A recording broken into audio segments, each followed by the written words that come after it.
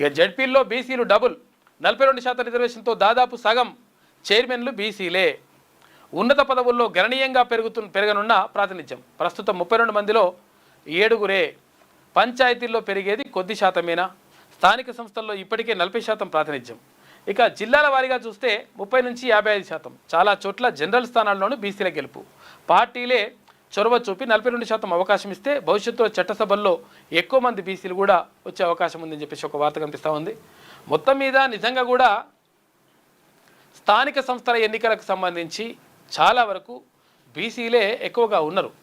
కారణం ఏంటి అంటే ఇక్కడ ప్రజల అభిమానాన్ని డైరెక్ట్గా చూరగొనేది బీసీలు అనేటువంటిది ఇక్కడ స్పష్టంగా అర్థమవుతూ ఉంది. అయితే ఈ 42% రిజర్వేషన్ పార్టీల పరంగా ఇస్తే నష్టం జరుగుతుంది. ఎందుకంటే చాలామంది అనుకోవచ్చు పార్టీల పరంగా ఇస్తే ఏమవుతుంది, లేకపోతే ఏ పరంగా ఇస్తే ఏమైతే 42% ఇస్తే అయితే ఇస్తారు కదా అని కొంతమందికి అనిపిస్తుంది.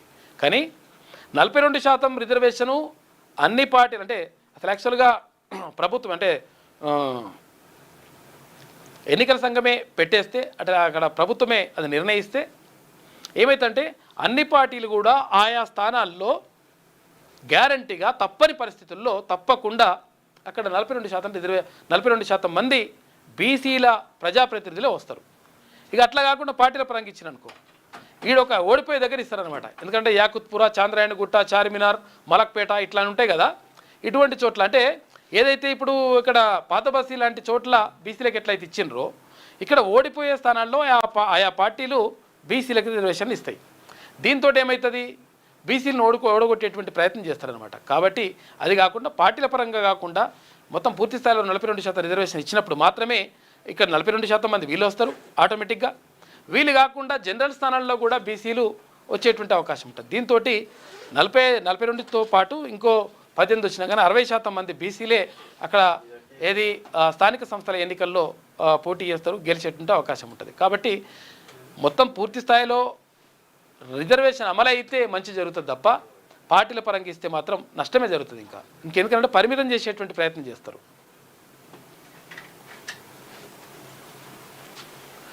రాష్ట్రంలో పంచాయతీరాజ్ ఎన్నికలు సెప్టెంబర్ 30 లోపు జరిగే అవకాశాలు కనిపిస్తున్నాయి.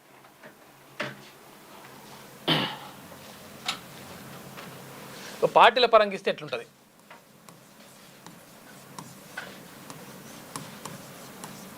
పార్టీల పరంగా 42% రిజర్వేషన్ ఉన్నాను అనుకో, 42% రిజర్వేషన్ బీసీలకు.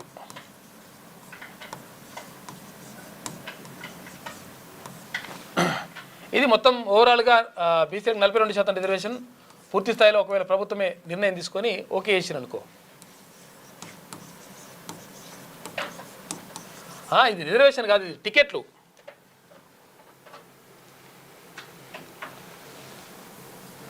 రిజర్వేషన్ అనలేము దీనికి, పార్టీ పరంగా ఇచ్చేటి టికెట్లు ఓన్లీ. ఈ టికెట్లు ఎక్కడిస్తారంటే ఏదైతే ఓడిపోయే దగ్గర ఉంటుందో ఆ ఓడిపోయే చోట్ల ఇస్తారు.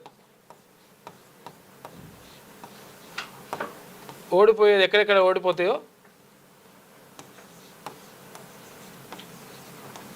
ఇట్లా ఇస్తారు. ఎందుకంటే యాకుత్పుర, చాంద్రాయణగుట్ట, చార్మినార్, మలక్పేట ఇట్లున్నాయి కదా. ఇటువంటి చోట్ల ఇచ్చినప్పుడు ఏమైంది, అప్పుడు ఆటోమేటిక్గా అక్కడ ఓడిపోతారని తెలిసినప్పుడు దగ్గర ఇస్తారనమాట. దీంతో ఏమవుతుందంటే 42% కూడా కాదు. ఇదే ఒకవేళ 42% బరాబర్ అందరికీ ఎట్టి పరిస్థితులు వేయాలంటే ఆల్ పార్టీస్ కూడా అన్ని పార్టీలు ఇస్తే ఆటోమేటిక్గా 42% మంది వీళ్ళు ఈ స్థానాల్లో వీళ్ళే ఉంటారు.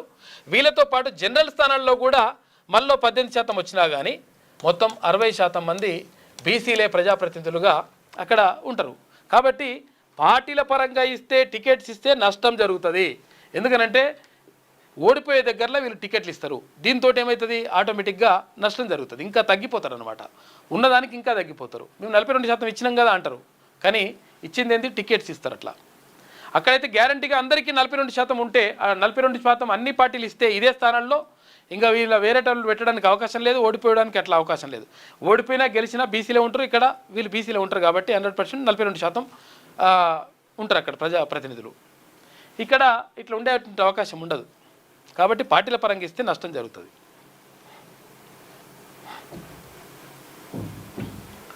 రాష్ట్రంలో పంచాయతీరాజ్ ఎన్నికలు సెప్టెంబర్ 30 లోపు జరిపే అవకాశాలు కనిపిస్తున్నాయి. హైకోర్టు గడువు మేరకే ఈ విషయంలో ప్రభుత్వం ముందుకెళ్లే పరిస్థితి ఉంది.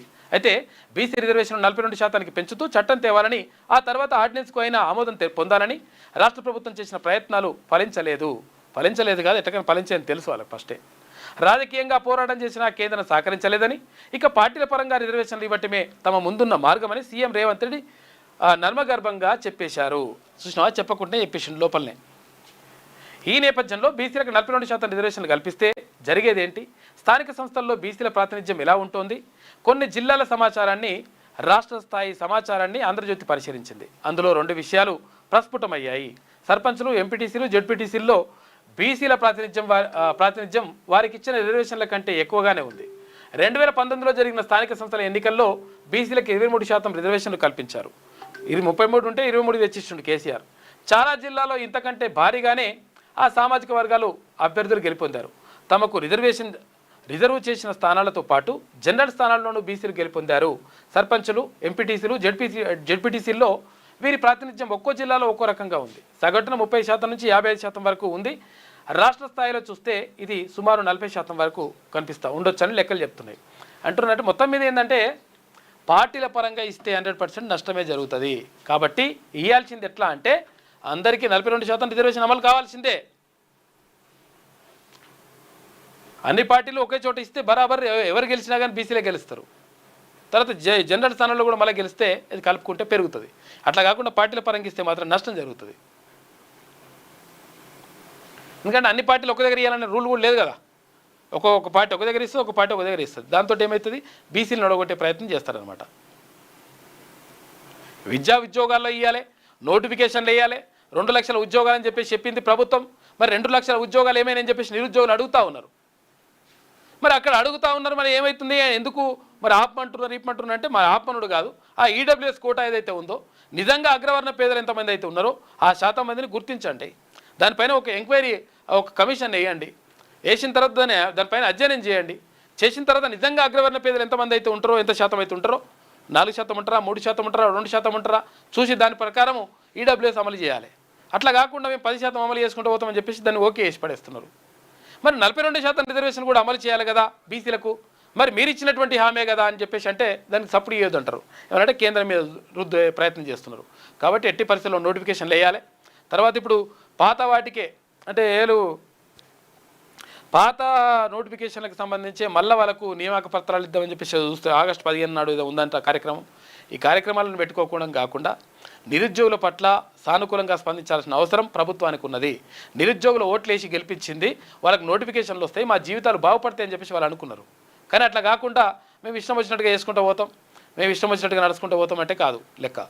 ఈ 42% రిజర్వేషన్ అమలు చేయడంతో పాటు అటు అక్కడ ఈడబ్ల్యూఎస్ రిజర్వేషన్కి సంబంధించి లెక్క తేల్చాల్సినటువంటి అవసరం, బాధ్యత ప్రభుత్వం పైన ఉన్నది. అక్కడ నిరుద్యోగులు చాలామంది మొత్తం అడుగుతూ ఉన్నారు, 100% ఏమైంది 2 లక్షల ఉద్యోగాలు ఇస్తానని చెప్పేసి. మరి దానికి సంబంధించి కూడా ప్రభుత్వం లెక్క చెప్పాల్సిన అవసరం ఉన్నది. ఇప్పుడు విషయం ఏంటంటే అక్కడ ఫీజు రియంబర్స్మెంట్ కానీ ఫీజు బకాయిలు మేము అంతా 1 టైం సెటిల్మెంట్ చేస్తామని చెప్పిండ్రు. సరే, అది కేసీఆర్ చేసిన పాపమే అయి ఉండొచ్చు, గత ప్రభుత్వం చేసినటువంటి ఏవి బకాయిలే అయి ఉండొచ్చు. ఫీజు రియంబర్స్మెంట్ కానీ తర్వాత ఇవన్నీ కూడా స్కాలర్షిప్లు కానీ. అయితే మరి ఇవన్నీ గత ప్రభుత్వం చేసినవి అయినప్పటికీ మేము చేస్తామని చెప్పింది ప్రభుత్వం. మరి ఎస్సీ ఎస్టీ బీసీలకు సంబంధించి ఎక్కువ మంది పిల్లలు మొత్తం కూడా అక్కడ సర్టిఫికెట్ కోర్సు పూర్తయినా కానీ సర్టిఫికెట్ రాక తెచ్చుకోలేక ఆ కాలేజీ వాళ్ళు ఇయ్యక చాలా నానా అవస్థలు పడుతూ ఉన్నారు. కాబట్టి దీనిపైన స్పందించాల్సిన అవసరం 100% ఉన్నది. అదెంతో ఇప్పుడు 4,000 కోట్లు 6,000 కోట్లు ఎంతో అయితే అని చెప్పిండ్రు. ఏది ఫీజు రియంబర్స్మెంట్ కానీ తర్వాత ఈ బకాయిలు కానీ అవన్నీ కూడా ఇవ్వాల్సిన అవసరం బాధ్యత ప్రభుత్వం పైన ఉన్నది. అది చేయాలి. తర్వాత నోటిఫికేషన్లు ఇవ్వాలి. నోటిఫికేషన్లు ఇవ్వాలంటే ఏంది, ఉద్యోగ నోటిఫికేషన్లు ఇవ్వాలంటే ఏం చేయాలి, ఫస్ట్ ఇక్కడ ఈడబ్ల్యూఎస్ కోటాకు సంబంధించి తేల్చాలి. దాంతోపాటు ఈ 42% రిజర్వేషన్ అమలు చేస్తే అప్పుడు బీసీలకు మంచి జరుగుతుంది. కాబట్టి ఇది కూడా వేయాలని చెప్పేసి అడుగుతూ ఉన్నారు. తీర్మానం అదే అడుగుతుంది. కొంతమంది నిరుద్యోగులకు అంటే ఈ విషయం పైన క్లారిటీ రావట్లేదు. అంటే తీర్మానం మాట్లాడట్లేదు అంటారు. తీర్మానం క్లియర్గా మాట్లాడుతూ ఉన్నాడు. ఏ పార్టీ కూడా మాట్లాడతలేదు. విద్యా ఉద్యోగాల సంగతి ఏంది, దాంట్లో రిజర్వేషన్ సంగతి ఏంది అని చెప్పేసి తీర్మానం పదే అడుగుతూ ఉన్నాడు. ఆ విషయంలో ఏంది, స్థానిక సంస్థలు ఒకటే పట్టుకొని తిరుగుతున్నారు. ఈ విద్యా ఉద్యోగాలకు సంబంధించి ఇక్కడ విద్యార్థులు నష్టపోతూ ఉన్నారు, అక్కడ ఉద్యోగార్థులు ఎవరైతే అభ్యర్థులు ఉన్నారో వాళ్ళు నష్టపోతూ ఉన్నారు. కాబట్టి వాళ్ళకి న్యాయం జరగాలని చెప్పేసి మాట్లాడుతూ ఉన్నాం. కాబట్టి ప్రభుత్వం దీనిపైన దృష్టి పెట్టాలి.